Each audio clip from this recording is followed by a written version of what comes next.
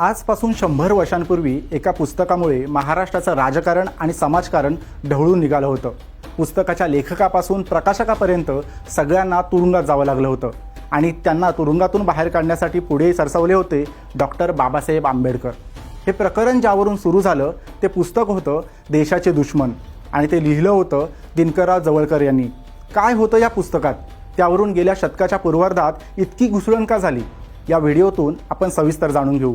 नमस्कार, मी नामदेव काटकर, BBC मराठीमध्ये तुमचं स्वागत. 20व्या शतकाच्या पूर्वार्धात आणि विशेषतः महात्मा फुलेंच्या निधनानंतर फुल्यांबद्दलचा टिळक पक्षीयांचा राग वारंवार कुठल्या ना कुठल्या मार्गाने दिसून येत होता. कधी फुल्यांना ख्रिस्तसेवक म्हणण्यानं, तर कधी फुल्यांच्या कार्यावर प्रश्न उपस्थित करून. या सगळ्याबद्दल ब्राह्मणेतर चळवळीत नाराजीचा आणि संतापाचा सूर उमटत होता. याच संतापाला 1925च्या जुलै महिन्यात दिनकरराव जवळकरांनी वाट मोकळी करून दिली. जवळकर हे ब्राह्मणेतर चळवळीतले नेते होते. त्यांचं देशाचे दुश्मन पुस्तक टिळक पक्षीयांना तिखट उत्तर होतंच, मात्र पुढच्या अनेक वर्षांच्या वादाला तोंड फोडणारंही होतं. कारण या पुस्तकातून त्यांनी लोकमान्य टिळक आणि विष्णूशास्त्री चिपळूणकर यांच्यावर अत्यंत कठोर आणि तिखट शब्दात टीका केली होती.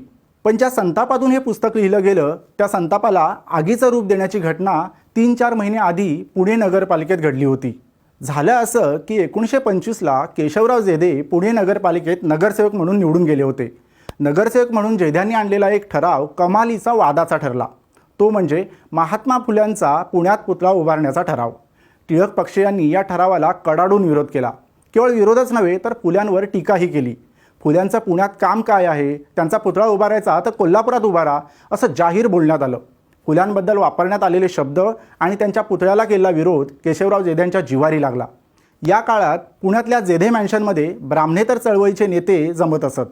तिथे दिनकरराव जवळकर हे वयाने तरुण, मात्र लेखणी आणि वाणीने अत्यंत आक्रमक असलेले नेते उपस्थित असत. जेधे मॅन्शनमधील या चर्चांचं फलित म्हणजे देशाचे दुश्मन हे पुस्तक.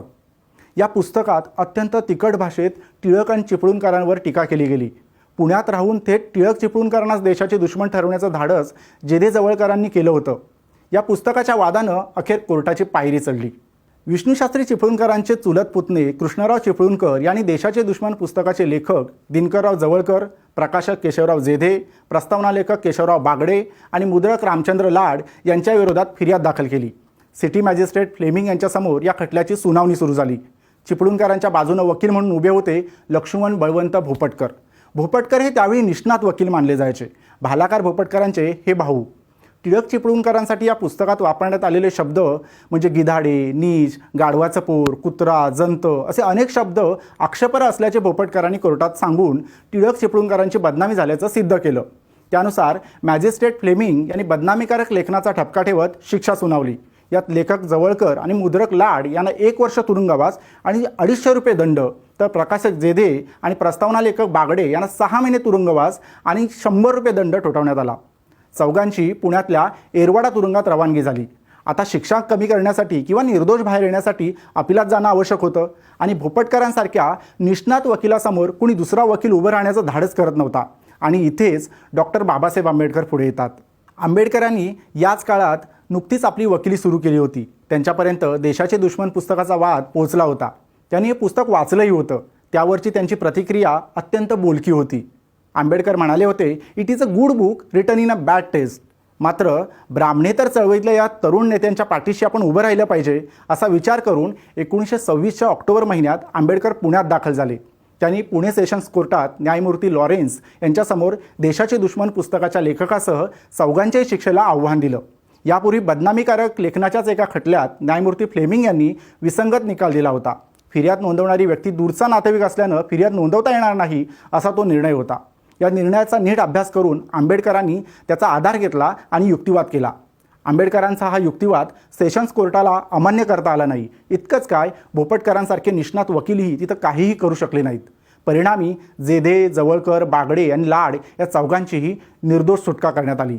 आंबेडकरांच्या वकिलीच्या सुरुवातीच्या काळातलं हे प्रकरण होतं. आजही त्यांच्या वकिलीची चर्चा होताना देशाचे दुश्मन खटल्याचा आवर्जून उल्लेख केला जातो. शिवाय आंबेडकरांना पुढे विविध प्रसंगी ब्राह्मणेतर चळवळीतल्या नेत्यांनी ठामपणे पाठिंबा दिल्याचंही दिसून येतं. पण एक गोष्ट आपल्याला लक्षात घेतली पाहिजे, या पुस्तकाबाबत टिळक पक्षीयांची जशी नाराजी होती तशी नाराजी ब्राह्मणेतर चळवळीतही पाहायला मिळाली.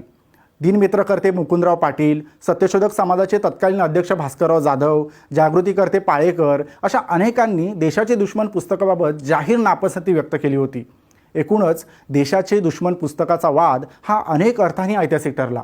ब्राह्मणेतर चळवळीला या पुस्तकाच्या वादानं प्रोत्साहन दिलंच, शिवाय डॉक्टर बाबासाहेब आंबेडकरांनाही या चळवळीतल्या नेत्यांशी स्वतःला कायमचं जोडून घेता आलं. देशाचे दुश्मन खटल्याची ही गोष्ट तुम्हाला अधिक सखोल वाचायची असेल तर BBC मराठीच्या वेबसाईटला नक्की भेट द्या. आणि ही गोष्ट तुम्हाला जर आवडली असेल तर अधिकाधिक लोकांपर्यंत नक्की शेअर करा.